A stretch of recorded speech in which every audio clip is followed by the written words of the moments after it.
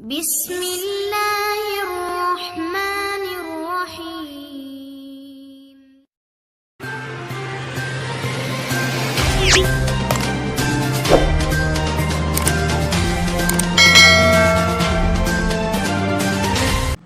جہلم کی خواتین کالج میں سول ڈیفنس کے تحت طالبات کا شاندار مظاہرہ، فرسٹ ایڈ، آگ بجھانے اور عمارتوں سے چھلانگ لگانے کا مظاہرہ بھی کیا گیا. حکام کا کہنا ہے کہ موک ایکسرسائز کا مقصد شہریوں کو چیلنجز سے نمٹنے کے لیے آگاہی دینا ہے.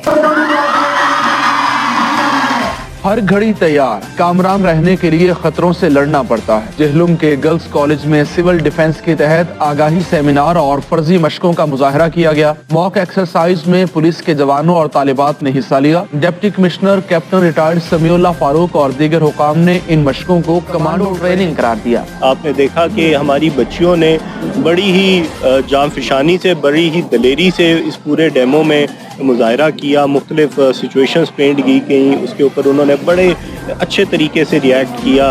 ایون ریپیلنگ تک کا مظاہرہ بچیوں نے کیا، آگ بجھانے کا، ریپیلنگ کا، ایمرجنسی کا.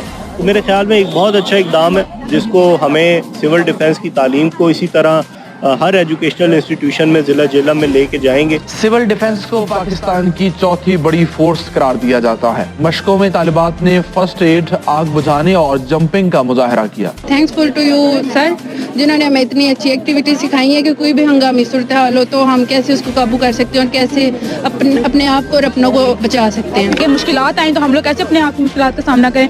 سر محمد جہاں نے ہمیں بہت کچھ سکھایا ہے ٹریننگ کا، اور بہت مزہ بھی آیا ہمیں ان چیزوں کا سیکھ کے. سول ڈیفنس میں رضاکار قدرتی آفات، جنگوں، وبائی امراض میں انسانی زندگیوں کو بچایا جا سکتا ہے. شہری کہتے ہیں کہ ایسی مشقیں تعلیمی اداروں کے ساتھ سول سوسائٹی کی سطح پر بھی ہونی چاہیے. ضلعی حکام نے شرکاء میں سرٹیفکیٹس اور اعزازی شیلڈز بھی تقسیم کی.